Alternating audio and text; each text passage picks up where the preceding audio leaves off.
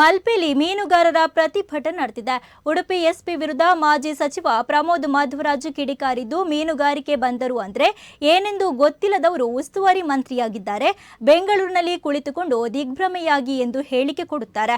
CM ಜಿಲ್ಲೆ ಮೈಸೂರಿನಲ್ಲಿ 300 ಮಂದಿ ಸೇರಿ ಪೊಲೀಸ್ ಸ್ಟೇಷನ್ಗೆ ಬೆಂಕಿ ಹಾಕಿದಾಗ ಸಿದ್ದರಾಮಯ್ಯಗೆ ಏನಾಗಿತ್ತು?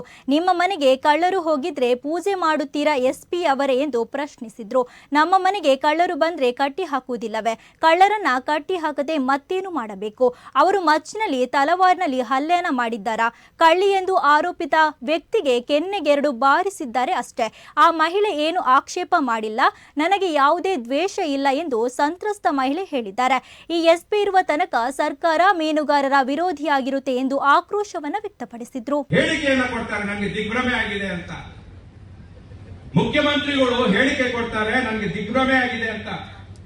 ಮುಖ್ಯಮಂತ್ರಿಯ ಜಿಲ್ಲೆ ಮೈಸೂರಿನಲ್ಲಿ 300 ಜನ ಸೇರಿ ಪೊಲೀಸ್ ಸ್ಟೇಷನ್ಗೆ ಬೆಂಕಿ ಹಾಕುವಾಗ ಮುಖ್ಯಮಂತ್ರಿಗೆ ದಿಗ್ಭ್ರಮೆ ಆಗಲಿಲ್ಲ.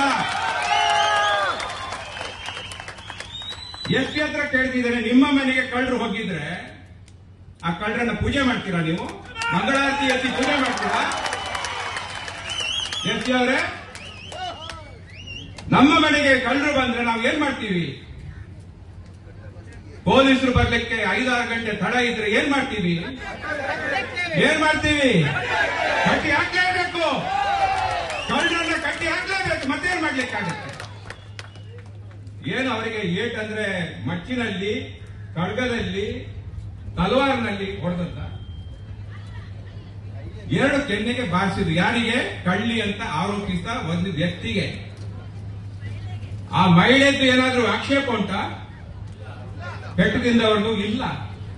ನಾನು ಅವರ ವಿಡಿಯೋ ನೋಡಿದೆ.